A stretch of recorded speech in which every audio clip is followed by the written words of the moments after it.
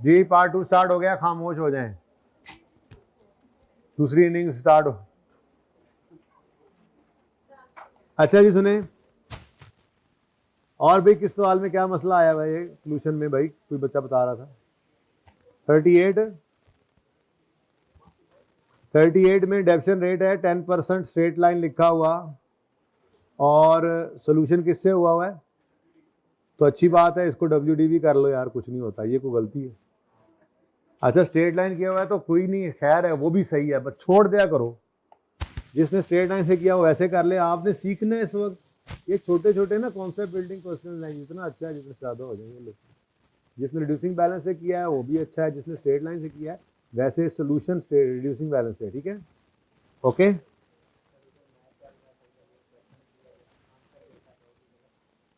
हाँ तो ऐसे ही होना चाहिए था मैच के साथ साथ। अच्छा जी सुने, नहीं वही कह रहा हूँ, जो मैच में हालात चल रहे थे उसके साथ ऐसे ही होना चाहिए था हमारे साथ। मैंने भी तो, चलो छोड़ो, ले जी मैंने ये हैंड आउट अब मैच के साथ साथ ही बनाया था बल्ला माले के, ठीक है।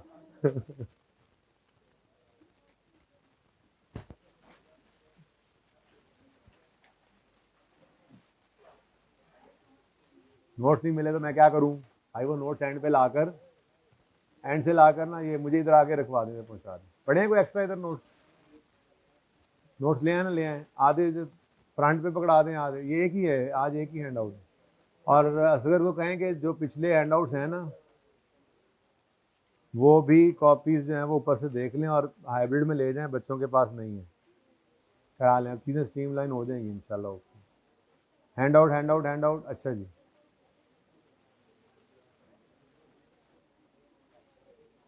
और किसको चाहिए हैंड आउट? अच्छा बेटा, वो उधर सुमन को चाहिए। ये सोल्यूशन दे ही जा रहे हैं भाई, भाई गलत हैंड आउट दे ही जा रहे हैं।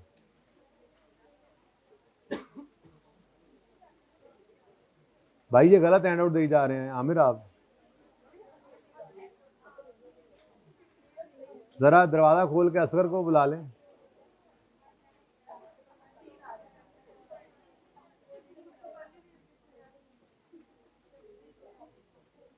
अच्छा जी, हैंड आउट को छोड़ें, आप यहाँ पे कौन सा हैंड आउट है सामने देखें, मैंने डिस्कशन करनी है, वो सुन सकते हैं जरा? प्लीज जरा शफकत फरमाएं, तवज्जो इधर हो।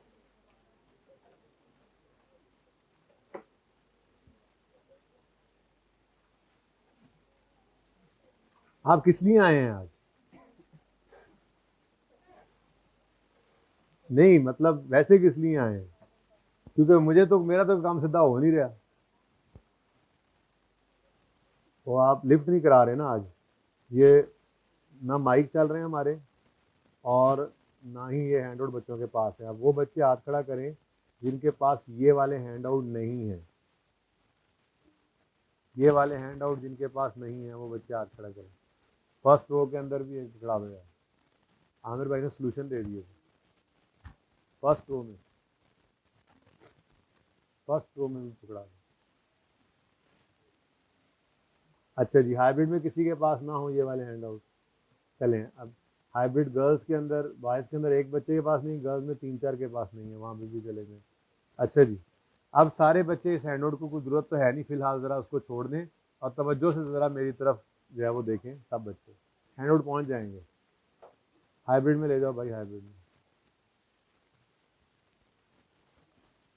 अच्छा जी, ये है एक पुरानी मोटर,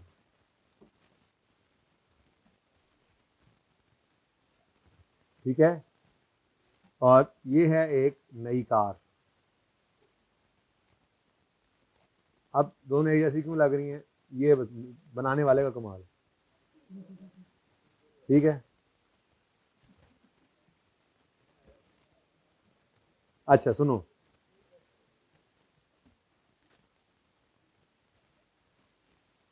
अब ठीक है। अच्छा जी, अब ये पुरानी मोटर हमने खरीदी थी 500 रुपये की और 50 की, ठीक है, और ये इस्तेमाल करते करते अब तकरीबन हम इसको डेप्रीशिएट करते करते 32 रुपीज़ से डेप्रीशिएट आज तक कर चुके हैं, ठीक है।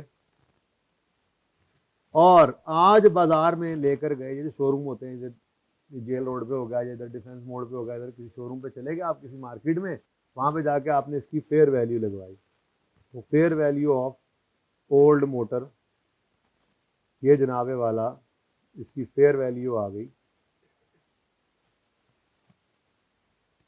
Old motor.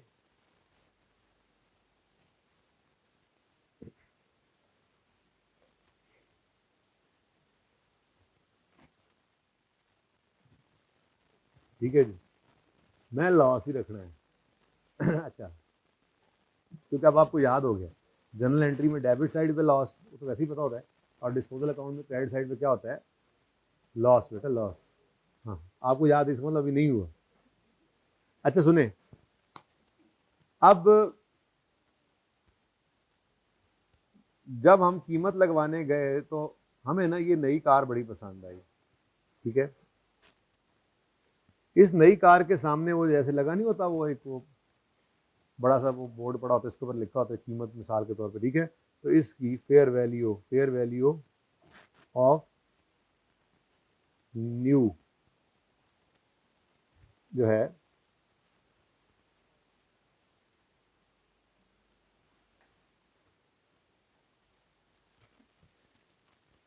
वो let's say fair value of new जो है वो 40 है, ठीक है। 60 कर लो, चलो जरा नहीं तो रखे ना थोड़ा सा, चलो और कर लो यार, 80 कर लो, फिर चलो तुम 100 कर लेना। अब फेयर वैल्यू दो, एक सिफर बात जानी है भाई, फेयर वैल्यू ऑफ न्यू कितनी है, 80, ठीक है। आपने शोरूम वाले से कहा यार ये गाड़ी ना मुझे बड़ी पसंद आई है, लेकिन मेरे पास एक गाड़ी खड़ी करने की जगह है, तो आप यूं करो, मुझे ये नई गाड़ी दे दो, बदले में मैं तुम्हें अपनी पुरानी गाड़ी भी दे देता हूँ और कुछ पैसे तुमसे ले लेता हूँ, है ना। ठीक है, ये मेहरान है और ये सिविक है, ठीक है ना, तो हम इसकी एक्सचेंज कर रहे हैं, कर सकते हैं, कोई मसला नहीं है, ठीक है। अब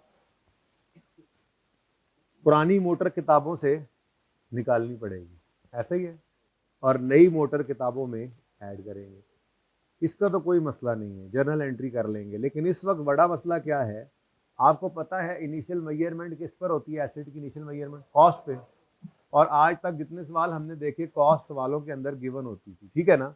अब मैं पुरानी की कॉस्ट तो ऑलरेडी सवाल में गिवन है, उसको तो किताबों से निकालूंगा, उसका तो मसला नहीं है, लेकिन नई कार की कॉस्ट जो है, नए कार की कॉस्ट जो है वो मैंने अभी निकालनी है, वो निकालूंगा तो ही जर्नल एंट्रीज में उसको रिकॉर्ड कर सकूंगा। इनिशियल मेजरमेंट तो कॉस्ट पे होती है, ये बात समझ आ रही।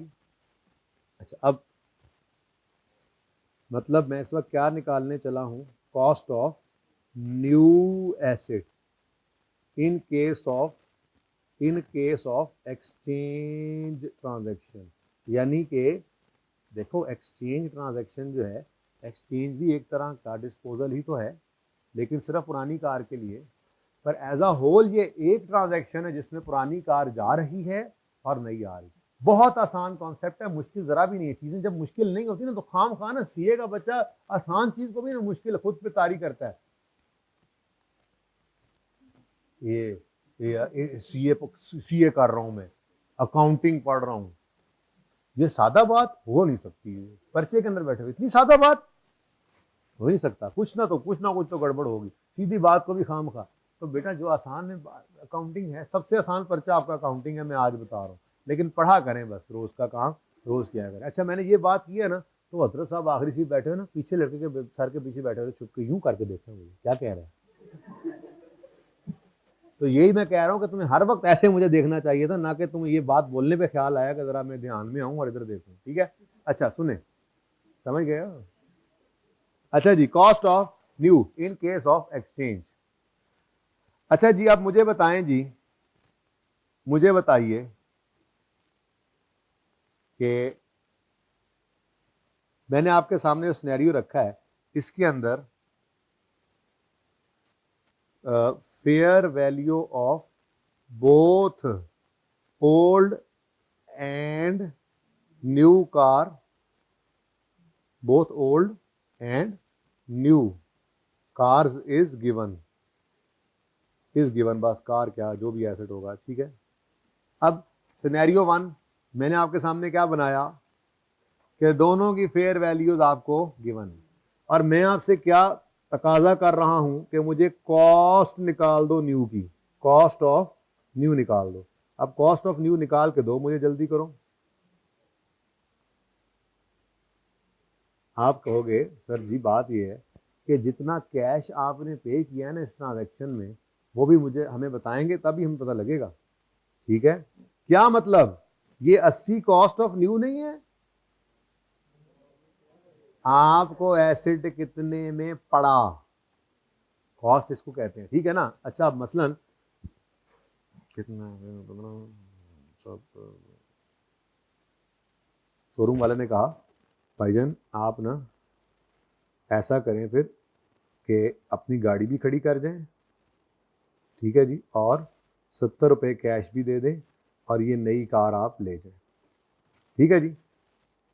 इस ट्रांजैक्शन में कैश कितना पे कर दिया हमने, 70।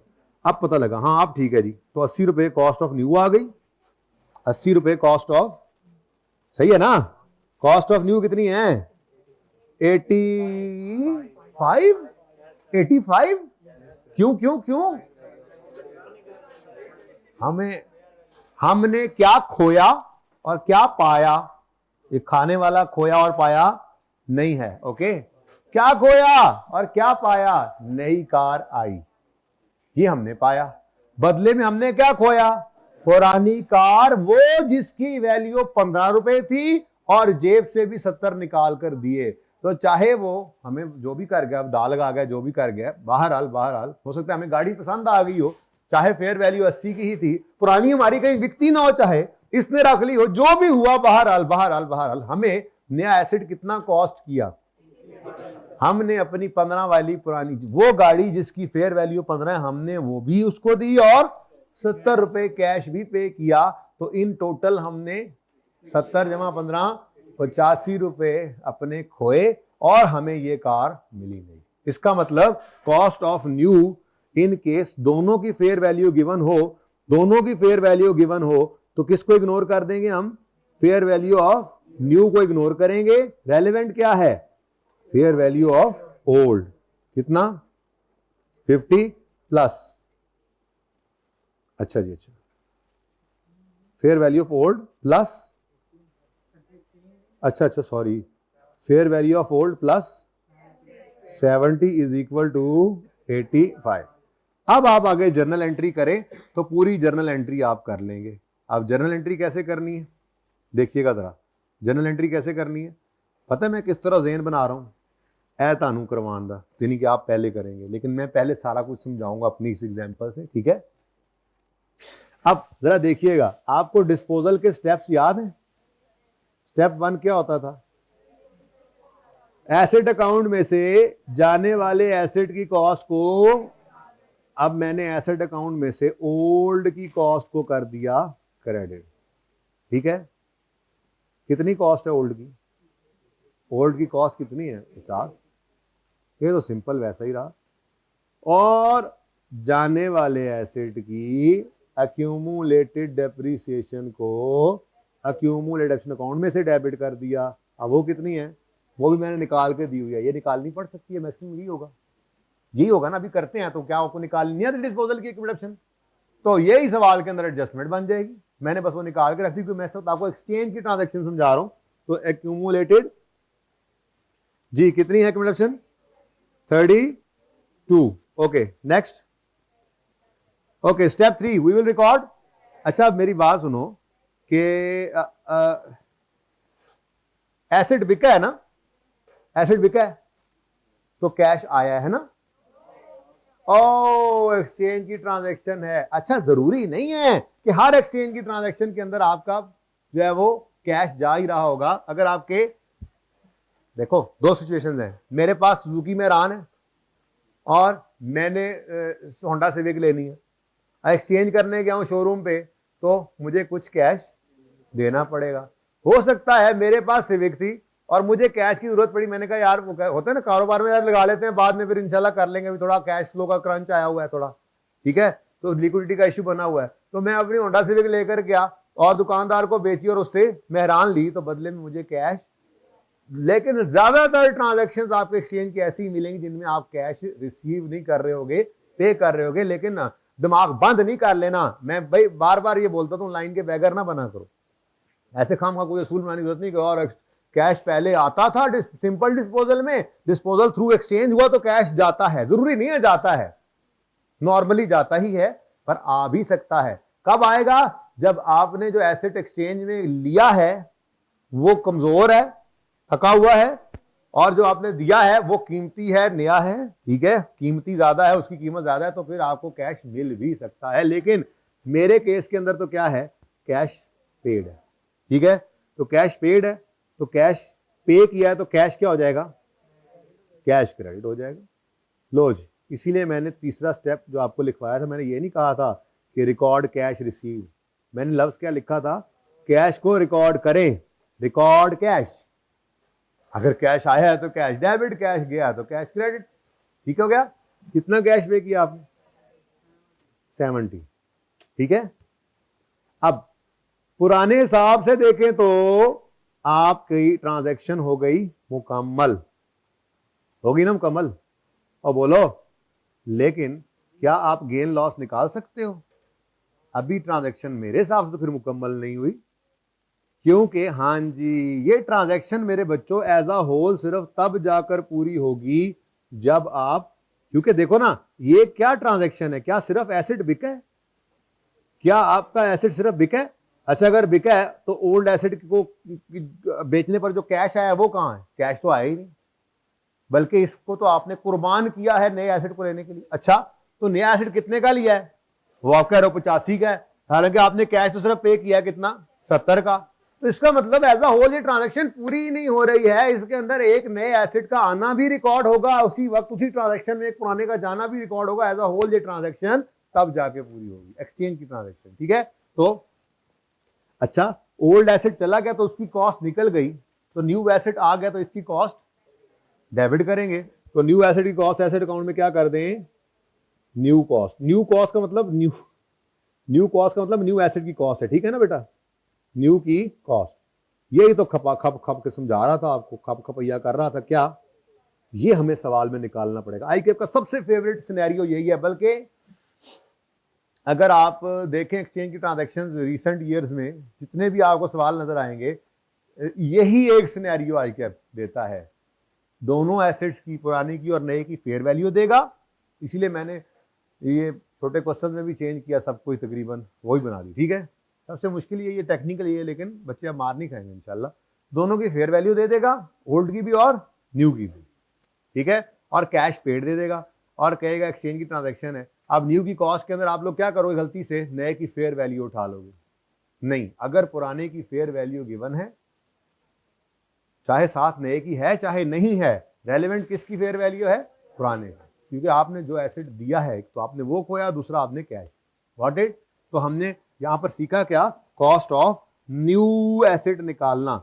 जब ये निकल आएगी तो नीचे ट्रांजैक्शन तो फिर सिंपल है, उसमें तो मसला कोई नहीं, ठीक है। तो अब कॉस्ट ऑफ न्यू कितनी आ गई जी, अब गेन है या लॉस है, कैसे पता लगा, डेबिट साइड पे बैलेंस आ गया कितना। अच्छा, ये मैंने ना जानबूझ के लॉस रखा था, लेकिन ट्रांजैक्शन से पहले मुझे कैसे पता लग गया कि इस फिगर के लिखने से, हालांकि ये सवाल तो मैंने अभी भी आपके सामने बना रहा था। असल में अगर आप डीप डाउन जाकर देखें तो इन दोनों का डिफरेंस बुक वैल्यू है, 18 रुपए की बुक वैल्यू थी और उसकी फेयर वैल्यू कितनी नजर आ रही है। यानी अगर आप एक्सचेंज ना भी करते, इसको वैसे बाजार में बेचते जाके, तो ये आपकी किताबों में 18 का था और बाजार से आपको इसका मिलना कितना था, 12। तो आपको क्या आना था, सॉरी 15, 18 और 15, 3 रुपए का क्या आ जाना था, लॉस। तो असल में वही लॉस ही आया, ठीक है, ओके। मैंने कहा था मैंने लॉस ही बनाना है, तो वो बनाया फिर मैंने लॉस। ले जी, अच्छा ये मुश्किल लगा आपको? मुश्किल तो सिर्फ रोज का काम रोज करना है बेटा। ये एक्सचेंज की ट्रांजैक्शन बड़ी फेवरेट आईकेएफ की, पूछता रहता है अक्सर, ठीक है। और यही सिनेरियो, बल्कि काम क्यों ना करें, एक मिनट, ऐसी मेरे दिल में आ रहा है, शायद हो मैं इस वक्त जा रहा हूं, ये तो क्या 5 खुल गया ना,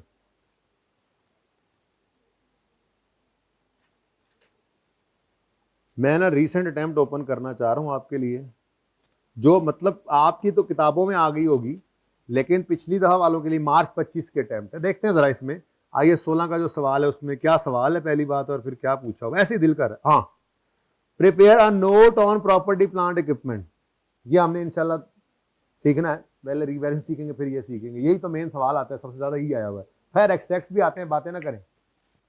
अब देखें इधर, अल्लाह करे होवे सही।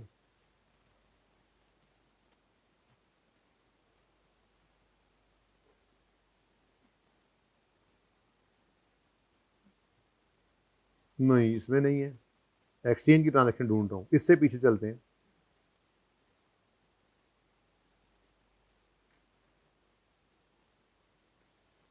अच्छा ये तो अटेम्प्ट, मैं तो सवाल दूसरा काट लिया। इधर देखते हैं, शायद मेरे दिल में सामने अगर आ जाए तो ऐसे ही बस चलते चलते सामने आ जाए, वरना फिर आपको किताब में तो पास पेपर जाएंगे, वहां से तो दिखाई दूंगा। ये बच्चों को मैं रिसेंट अटेम्प्ट करवाता होता हूँ ना, जब ये वहां से मैं ओपन कर रहा हूँ, यानी आपके लिए जो अभी अभी आया है वो आपके लिए रिसेंट अटेम्प्ट होगी। ठीक है,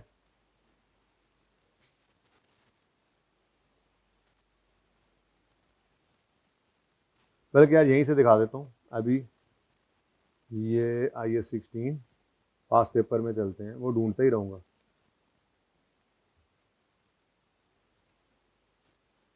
एंड से शुरू करते हैं, मोस्ट रिसेंट से, और देखते हैं। ये जनाब जनरल एंट्रीज मांगी है उसने, और ये आई थिंक कुछ लग रहा है रिप्लेस किया है सिग्निफिकेंट पार्ट, और एक एक्सचेंज किया है, लेकिन इससे भी आसान सीधा सीधा कहीं पे देखने दो मुझे। ये आप देखो, आपका ऑटम 23 में क्वेश्चन आया, 17 नंबर का क्वेश्चन है, नोट बनाना है PPE का। इधर देखो, ये वही बिल्कुल एडजस्टमेंट आपको नजर आएगी। On Ekam July 22 a new equipment was acquired by making payment of 50 million to supplier. In addition an old equipment was given in exchange to supplier.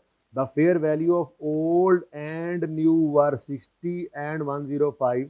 अब जब दोनों आ जाए तो मैंने क्या कहा, अब जब उनको करा रहा था जिस अटेम्प्ट में, ये मैं पिछली दफा खुला हुआ, जब उनको ये सवाल करा रहा था तो उस वक्त फिर मैंने उनको पहले से पढ़ाया हुआ था, तो अब ये उन्होंने इस तरह से कहा, ये कार्ड में fair value of new, fair value of old ले ले 60, और कैश पेड कितने 50, तो 60 + 50 इज इक्वल टू, यानी आपको 105 का नहीं, ये एसेट 110 का। ये सस्ता भी पड़ सकता है, महंगा भी पड़ सकता है, लेकिन भाई असूल क्या है।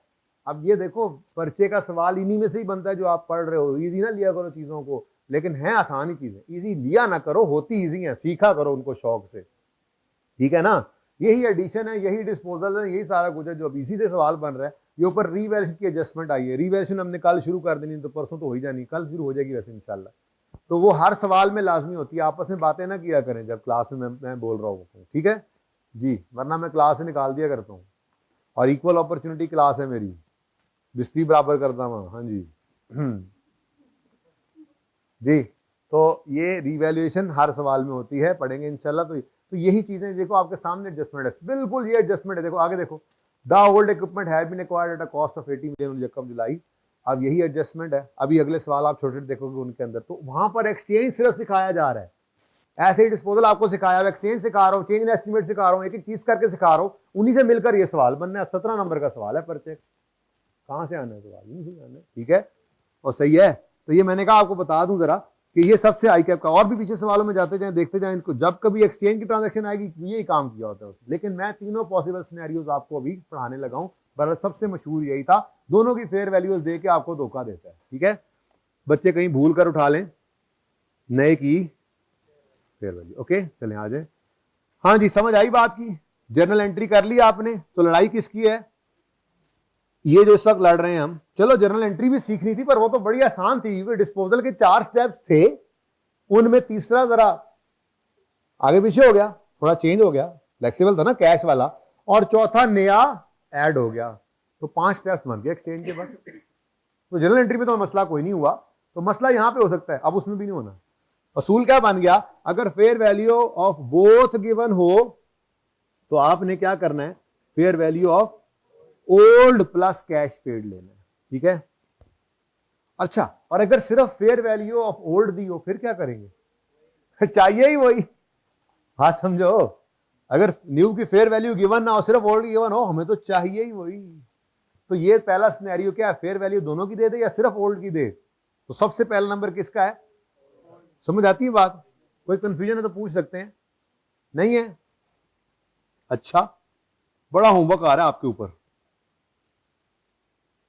होमवर्क इसलिए आ रहा है कि मेरी ये चाहत है, सवाल तो आपको बताइए, अब आज मैंने क्या नया कराया अभी तक, ये पहली बात कर रहा हूं, लेकिन आपके ऊपर तो सवाल फेंक दिए थे ना मैंने, तो उससे फायदा हुआ, आप थोड़े कॉन्फिडेंट हैं। अब आहिस्ता आहिस्ता हर दिन इंशाल्लाह आप कॉन्फिडेंस बढ़ेगा, लेकिन काम ये करना पड़ना।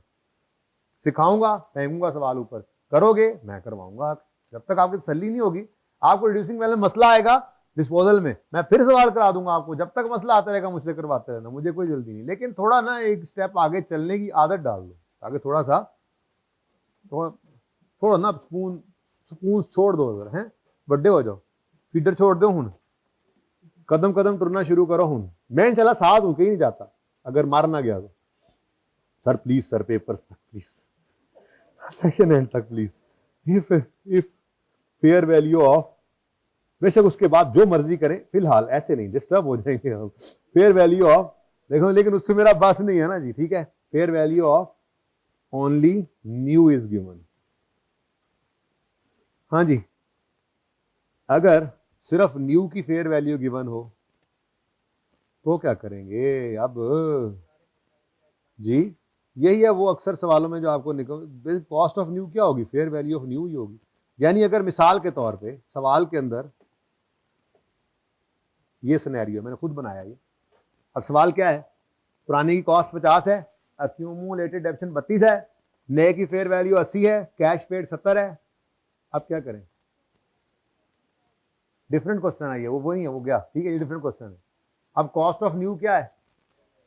हाँ, और कोई और चांस ही नहीं है सिवाय इसके कि कॉस्ट ऑफ न्यू को फेयर वैल्यू ऑफ न्यू ही कहेंगे, यानी कितना?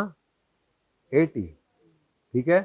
तो मजबूरी है ना, जब है ही सिर्फ न्यू की फेयर वैल्यू, तो बस फिर ठीक है, इसी को ले लें और कैश पेड ऐड कर दें। Got it? सही है। अच्छा, जर्नल एंट्री तो फिर सेम ही होनी है ना। और बोलो, जर्नल एंट्री में कोई फर्क है? जर्नल एंट्री में बेटा कोई फर्क नहीं है, एक फिगर में फर्क है बस। इधर देखो, तो गेन लॉस जरा और बदल लेता हूं मैं, सवाल का डेटा थोड़ा सा और बदल लेता हूं। ऐसे मसलन ये कोई और सवाल है, ठीक है, ये कोई और सवाल सही है, ठीक है। अब इसमें सिर्फ ये फर्क पड़ेगा, कॉस्ट ऑफ न्यू अगर 80 ली हमने, तो यहां पर गेन आ रहा है, लॉस आ रहा है? हैं, माशाल्लाह, पक्की बात है, बोल दो अल्हम्दुलिल्लाह। कितना? 8 का, ठीक है, पद गया, ठीक है जी। नेक्स्ट, और आखिरी सिनेरियो क्या है?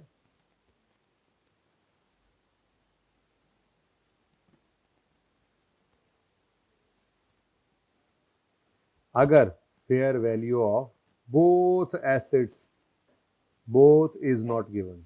अब जी, अब तो आखिरी उम्मीद की किरण भी गई। अब क्या करें? एक चीज तो हमारे पास फिर भी है, जाने वाले एसेट की फेयर वैल्यू कोई नहीं है। फेयर वैल्यू रिलायबली मेजरेबल नहीं होगी ना, मार्केट एग्जिस्ट नहीं करती होगी, जो भी है सवाल खुद ही बताएगा ये बात, तो ठीक है। तो फिर एक बात तुम्हारे, एक चीज तुम्हारे पास है, पुराने की बुक वैल्यू। तो कोई बात नहीं जी, हम क्या कर लेंगे, हम कॉस्ट ऑफ न्यू निकालने के लिए, कॉस्ट ऑफ न्यू निकालने के लिए बुक वैल्यू ऑफ ओल्ड पकड़ लेंगे। बुक वैल्यू ऑफ ओल्ड कितनी है? 50 माइनस 32 18 प्लस कैश पेड कितना है जी? 70, ठीक है जी। तो ये कितने में पड़ गया? हाँ, 88। अब बड़ी इंपॉर्टेंट ट्रांजैक्शन इस वक्त चल रही है ये। अब इनमें से कोई एक सिनेरियो होगा बेटा, ठीक है ना, या ये डिफरेंट सिनेरियोज के अंदर चीजें मतलब आती हैं, यानी कि डिफरेंट क्वेश्चन में होगा ये। कोई एक सवाल, तो एक सवाल के अंदर तो ये नहीं ना हो रहा, एक ही एसिड के साथ तो ये सब कुछ नहीं हो रहा। या तो नए एसिड की फेयर वैल्यू होगी और पुराने की भी होगी, या आपके किसी सवाल के अंदर पुराने की फेयर वैल्यू नहीं होगी, सिर्फ नए की होगी, या दोनों की भी नहीं हो सकती। अगर दोनों की नहीं होगी तो फिर हम क्या कर रहे हैं जी, हम क्या कह रहे हैं, क्या करेंगे? और बोलो, हम बुक वैल्यू ऑफ ओल्ड तो हमारे पास है ना, हम उसी को यूज करते हुए इंशाअल्लाह। ये देखो ये क्या है जी, fair value of new, fair value of new, अब जगह नहीं है वहां पे लिखा हुआ है, ठीक है, प्लस कैश पे। दूसरे केस में fair value of new he cost बन गई, मजबूरी थी। तीसरे में दोनों की फेयर वैल्यू अगर नहीं गिवन हो, अगर ऐसा हो जाए सवाल के अंदर तो कोई बात नहीं। अब बड़ी इंपॉर्टेंट बात मैं ये कर रहा हूं कि ये ट्रांजैक्शन हो रही है, जनरल एंट्री जब करेंगे तो उस जनरल एंट्री के अंदर क्या फर्क नजर आएगा जरा देखते हैं। कॉस्ट ऑफ न्यू कितनी हो गई जी, 80। अब बताओ किस तरफ बैलेंसिंग फिगर आ रही है, डेबिट साइड 120, क्रेडिट साइड 100। ओ तो ऐसी ट्रांजैक्शन के बारे में कहा जाता है this transaction lakhs commercial substance. ये फिर यूं ही होगा कि हमने एसेट के बदले में एसेट ले लिया, बराबर हो गया ना, कोई नफा कोई नुकसान नहीं, दोनों पार्टियों को हुआ, ठीक है। तो बहरहाल ऐसी ट्रांजैक्शन अब आपको नजर नहीं आएगी, लेकिन थ्योरेटिकली स्पीकिंग ये सिनेरियोस तीनों अवेलेबल हैं, क्योंकि पता तो तीनों ही होने चाहिए, ठीक है। ये ट्रांजैक्शन लैक कर रही है कमर्शियल सब्सटेंस, कोई गेन लॉस नहीं है, ठीक है, ऐसा होता नहीं है। तो सबसे ज्यादा सिनेरियो जो आपके सामने, जो मैंने अभी आपको पास पेपर में जाके भी दिखाया, अभी रिसेंट जो सवाल मेरे सामने आया किताब में, ठीक है, वो मैंने अभी आपको दिखाया है। सबसे ज्यादा क्या करता है वो, fair value of both is given, वो ये काम करता है ताकि आपको दोनों फेयर वैल्यूज देकर धोखा दे ले। आप तेजी में नए की फेयर वैल्यू लगता भी है ना, यार नया खरीदा, जितने की उसकी कीमत थी उतने का ही खरीदा ना हमने, नहीं आपको पड़ा कितने में, ये देखना होता है, ठीक है। ये बात समझ आई। अब क्या थर्ड वाला दोबारा समझाऊं, प्लस कर दो, यहां पे प्लस हो रहा है माइनस कर दोगे, हाँ प्लस माइनस कैश रिसीव। मैं भी ये बताता हूँ, ये तो मैं वैसे ही मैंने इसके सवाल बनाए हुए, ये सवाल नहीं था, ये तो मैं गपशप लगाते लगाते करता गया, सवाल कराता हूँ प्रॉपर, डेटा अवेलेबल है, 3 सवाल बनाए हुए हैं, उसी को देखते हैं, ठीक है, ओके। फिर रूल भी लिखवाऊंगा, ओके।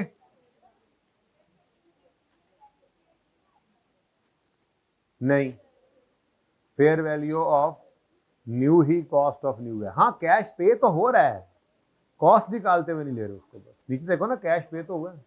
आ जाओ सवालों में चलते हैं, ये तो वैसे ही बस गपशप थी, और सवाल भी ऐसे ही है, लेकिन ये जरा गपशप थी, सवाल में ये ना डेटा तीनों सवालों का डिफरेंट है, मिक्स नहीं होंगे जरा, ठीक है।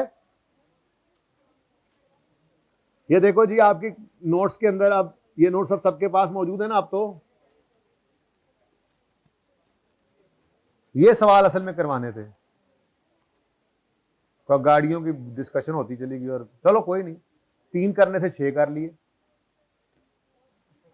हाँ सुनो भाई, determination of cost of new asset in an exchange transaction, हम क्या निकालने लगे हैं जी अभी, cost of new in exchange transaction using 3 class examples.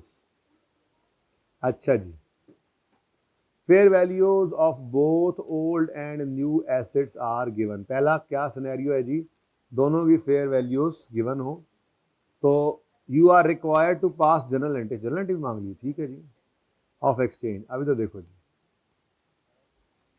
मैं जनरल एंट्री पहले लिख लिया करूंगा, अब ये तरतीब ज़हन में रखनी है, डिस्पोजल है पहले जनरल एंट्री लिख लो, फिगर्स तो मिलती रहेंगी। अगर पूरी जनरल एंट्री सही नहीं भी होगी, ये ना समझिएगा जब तक पूरी जनरल एंट्री सही नहीं होगी नंबर नहीं मिलेंगे, कड़िंग करके नंबर मिलते हैं। आपने जनरल एंट्री में एक भी इंपैक्ट सही लिखा उसका नंबर मिलेगा आपको, तो पहले आदत बनाएं जनरल एंट्री लिखा करेंगे। जैसे सिंपल डिस्पोजल है तो जनरल एंट्री क्या होगी, सिंपल डिस्पोजल की स्टेप 1 दिमाग में बोलो ना, ऐसे दिमाग में बोलते जाया करो, एसेट क्रेडिट अक्यूमुलेटेड डेप्रिसिएशन, वही डिस्पोजल डेबिट। जनरल एंट्री कह रहा हूं, कैश डेबिट, लॉस है तो डेबिट और गेन है तो साढ़ा लॉस ही आ रहा है जी, जरूरी नहीं है फिक्स एसेट बिकने पे लॉस ही आया करे, मैंने जानबूझ के हर एक ट्रांजैक्शन में लॉस रखा हुआ है। अच्छा उसके बाद अगर एक्सचेंज की ट्रांजैक्शन है तो अब बताओ, अब इसी तरह से बोलो, स्टेप 1 जाने वाले एसेट को एसेट की अकाउंट में से उसकी एक्यूमुलेशन को, अब ये पुराने का क्या हो गया, डिस्पोजल। और तीसरा स्टेप कैश रिकॉर्ड करो, नॉर्मली पे, और अगर रिसीव होगा तो डेबिट साइड पे लिख देना। और आने वाले एसेट की कॉस्ट, तो ये ओल्ड की कॉस्ट निकाल दिया आपने, न्यू की कॉस्ट, ठीक है, ये यूं लिख लिया करेंगे। और गेन लॉस की जगह दरमियान में एक लाइन खाली है, गेन भी हो सकता है लॉस भी हो सकता है, वो बाद में, ठीक है। डेबिट कर दो, चलो अगर डेबिट होगा तो लॉस ही आ गया, समझ आई। तो पहले क्या किया करना है, पहले हमेशा डिस्पोजल हो सिंपल या डिस्पोजल अकोमोडेशन ये एक्सचेंज वाला, तो ये आपने इसके स्टेप्स यानी कि इसकी जर्नल एंट्री लिख लेनी है। इसके बाद जो सवाल में मिलता जाए वो आपने पुट करते जाना, ठीक है। जैसे मेरा पहला सवाल कहता है जी जर्नल एंट्री करो एक्सचेंज की, होने का बिस्मिल्लाह, मसला ही कोई नहीं, ये कौन सा मसला है, ये अभी लीजिए। अच्छा पहले शुरू में जरा ऐसे ही करते रहे, 2-3 दिन बाद ये इंशाल्लाह याद हो जाएगा, तो फिर तरतीब ऐसे ही लिख लिया करना, पहले एक्डेप फिर एसेट फिर एक लाइन छोड़ के फिर एसेट क्रेडिट और ये। लेकिन फिलहाल अभी स्टेप्स को फॉलो करो, जरा पक्का कर लो, ठीक है। तो एसेट अकाउंट को क्रेडिट करना है ओल्ड की कॉस्ट से, स्टेप 1। फिर उसकी अक्यूमुलेटेड डेप्रीसिएशन को क्या करना है, डेबिट करना है, ठीक है जी।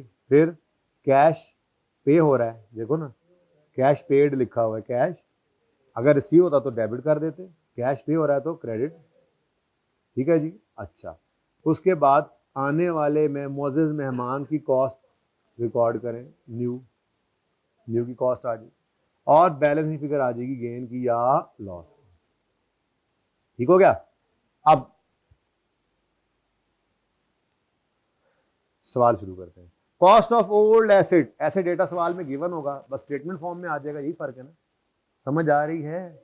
Cost of old asset 100, accumulated डेप्शन of old asset, सब कुछ निकला हुआ है, यही आपने निकालना सीखा हुआ है, स्ट्रेट लाइन रिड्यूसिंग बैलेंस से आप खुद भी निकाल सकते हैं, बस सवालों में यही होगा कि आपको ये भी निकालना पड़ेगा, वो पहले निकाल कर आ रहे हैं, इतनी ट्रांजेक्शन इसी के तो कर रहे थे।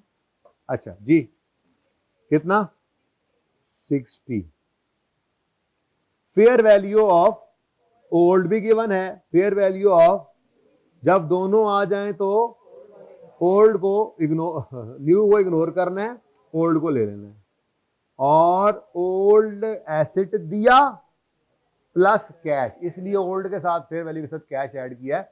न्यू के साथ क्या मतलब, न्यू एसेट दिया होता है कोई, उसकी फेयर वैल्यू बस आ गई, वो वही पे किया होगा, नहीं होगी दूसरे की, तो ठीक है सादा बात। Fair value of old plus cash paid, तो हम यहां पर आए और हमने यहां पर आकर लिखा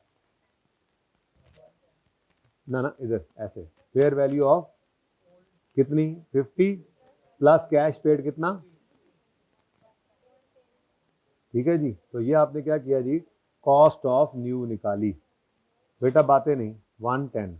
अब यहाँ पे ना रूल नहीं लिखा हुआ, यहाँ पे मैं लिख देता हूँ, रूल क्या बना, if fair value of both is given, कहाँ लिखा हुआ, if fair value of both is given, तो कॉस्ट कैसे निकलेगी जी, कॉस्ट ऑफ न्यू,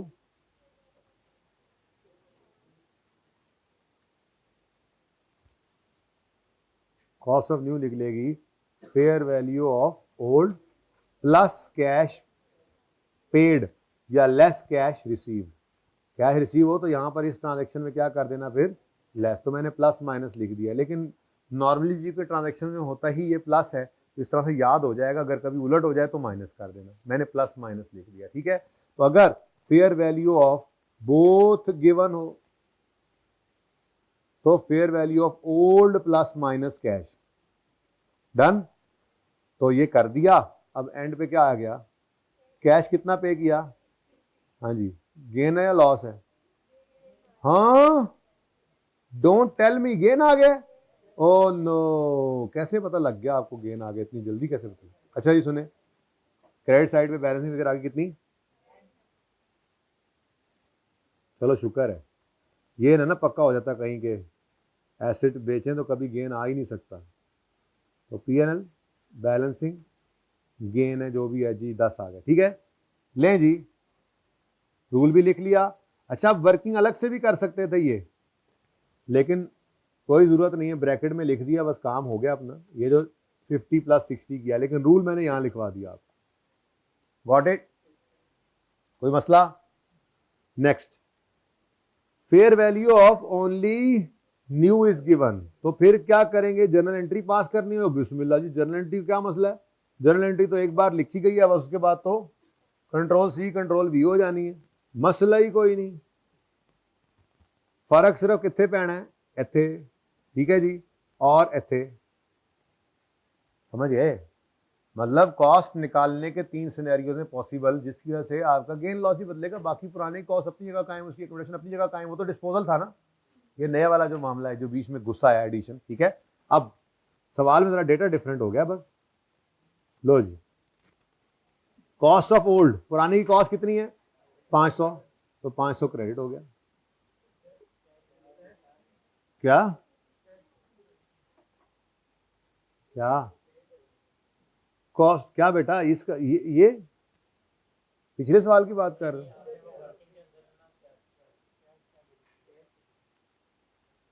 अच्छा अच्छा, हाँ हाँ सही कह रहे हैं जी, सॉरी सॉरी जी। 500 से एसेट अकाउंट क्या कर दिया?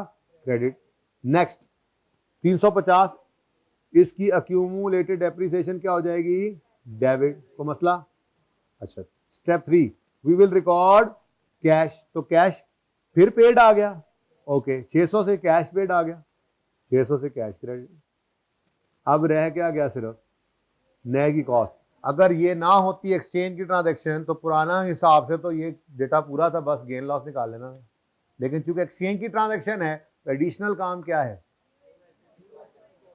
अब जब मैंने आपको होमवर्क में सवाल देना है ना, उसमें लेजर वाले सवाल के अंदर भी आपको एक्सचेंज करना पड़ना है। जब तो आप कहोगे अब ये क्या बात हुई, हमें तो उसने सिर्फ एक्सचेंज ऐसे सिखा के तो हम पे लेजर फेंक दिया, और पता नहीं उसमें फिर क्या करेंगे डिस्पोजल में। डिस्पोजल का लेजर भी वैसे ही बनेगा, लेकिन एडिशनल चीज को कैसे टैकल करते हैं, लेट्स सी।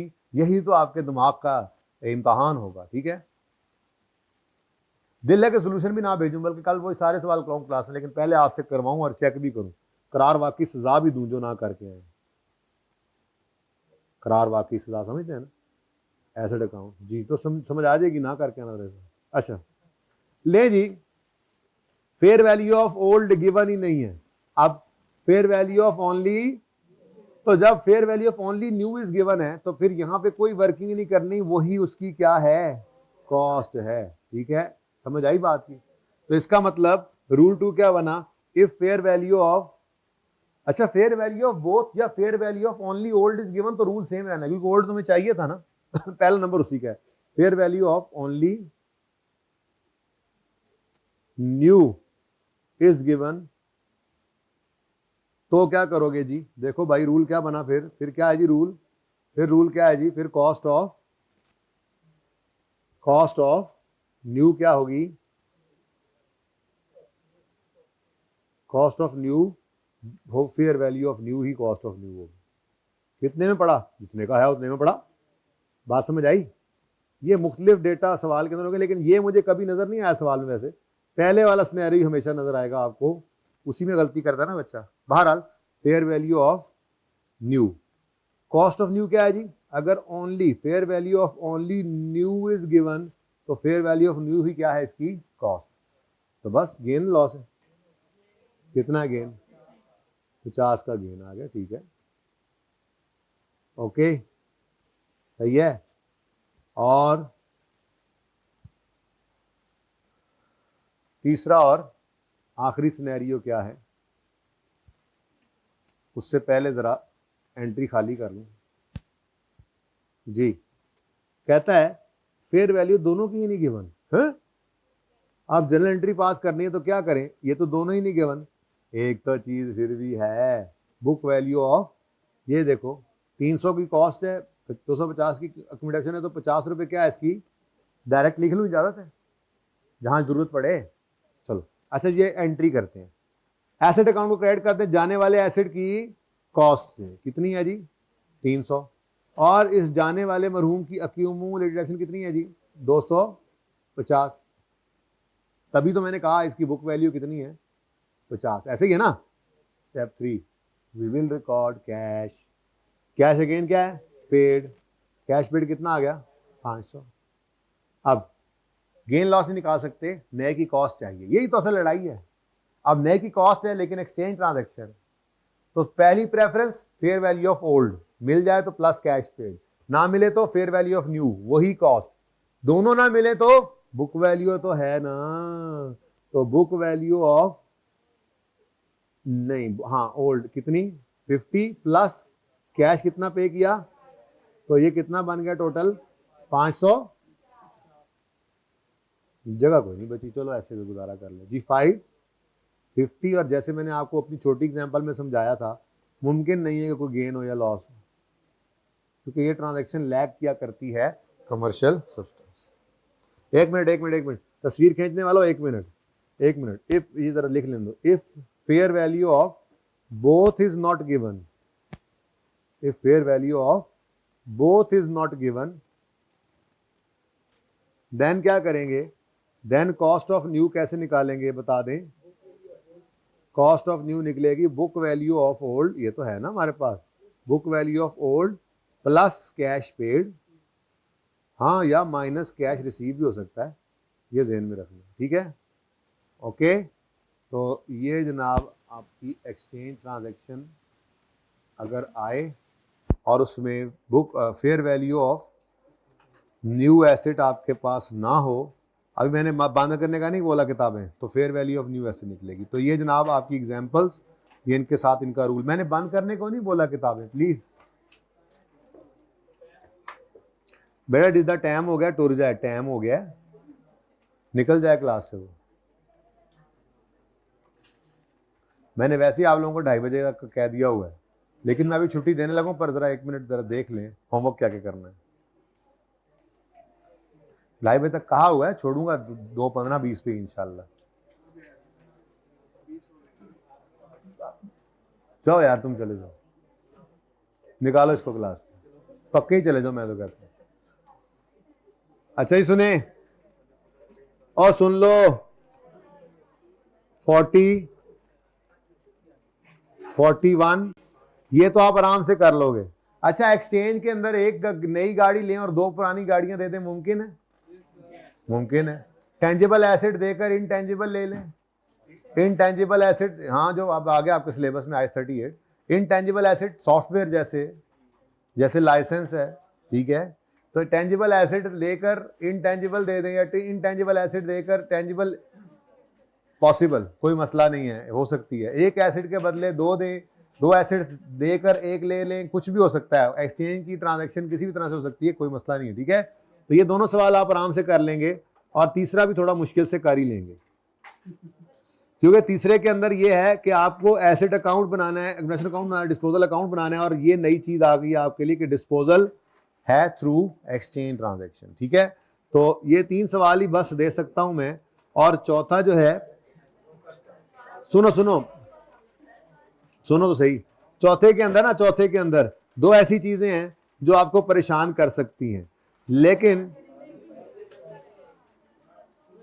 लेकिन चूंकि आप लोगों ने इंट्रो पढ़ा हुआ है, इसलिए एक कॉस्ट ऑफ डिस्पोजल का आना, और दूसरा,